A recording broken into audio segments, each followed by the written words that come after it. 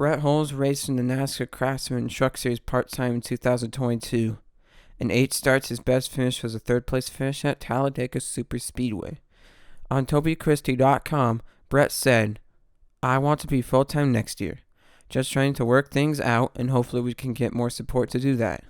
He also said, "We are definitely showing that we're here and deserve to be here, and that we can be competitive, regardless if we are a full-time truck or not, regardless of the help or not."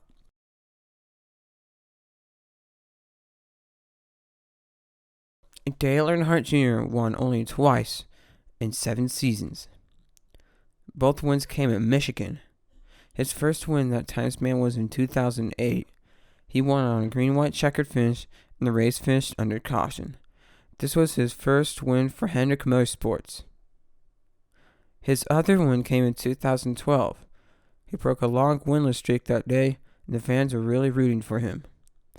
After this, he would not win again until he won the 2014 Daytona 500. Carl Edwards won the last NASCAR Xfinity Series race at the Milwaukee Mile in 2009. The Milwaukee Mile returns to the NASCAR Craftsman Truck Series schedule in 2023. This announcement came as part of the 2023 schedule release. This also comes after it was announced that Road America would lose its only cup date to the Chicago Street Race. The Milwaukee Mile is the oldest continually used track, as it has been around since 1903. It was originally a dirt track, and it was also a football stadium. The Green Bay Packers played from there in 1934 to 1951. This also included the NFL championship game that the Green Bay Packers won in 1939. In 1954, the track was paved, and NASCAR first came to the track in 1984, the NASCAR Xfinity Series.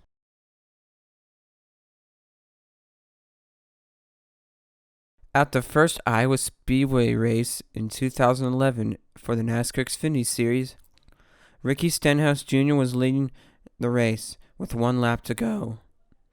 Near the start-finish line, his car blew a tire. Carl Edwards, who was in second place, plowed into the back of Stenhouse, and both of them went across the line. Ricky Stenhouse Jr. came across first to win his first NASCAR Xfinity Series race. Crazy.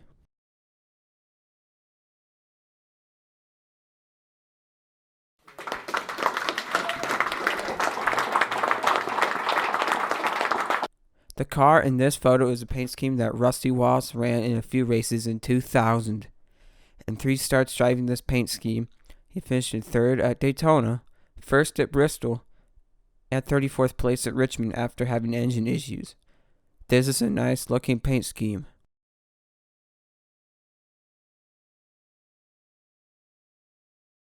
Rusty Wallace had a scary crash at Bristol in 1988. Just before he went out on track for a practice session, he ate a whole ham sandwich. Richard Petty saw him and basically said, "You can't do that." Richard wanted to say that any smart race car driver knows that you can't have a sandwich out in practice. If you wreck that thing, it could get stuck in your esophagus and you could choke and die. Rusty would go out onto the practice session anyways. He would go on to wreck his car. His car hit the wall and went barrel rolling.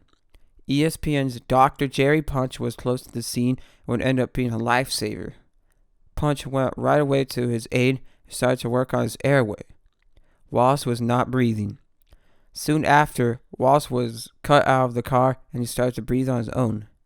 What had happened is that the ham sandwich he ate was lodged in his throat because of the wreck. Rusty Wallace would be able to qualify and even race in the Cup race. However, he was unable to finish the entire race before having Larry Pearson finish the race in the car he started in.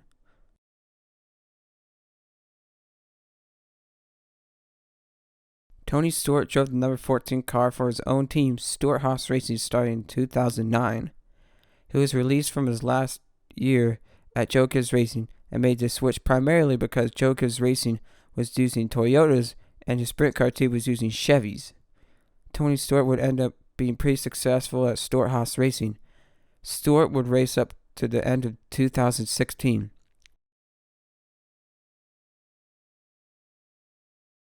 Tony Breidinger drove the number 25 car for Vinatrini Motorsports full-time at the ARCA Menard Series in 2022. She had 0 wins, 0 top 5s, 0 top 10s, an average finish of 12.8, and would finish 6th place in the points. She will be competing in the GR Cup in North America full-time in 2023.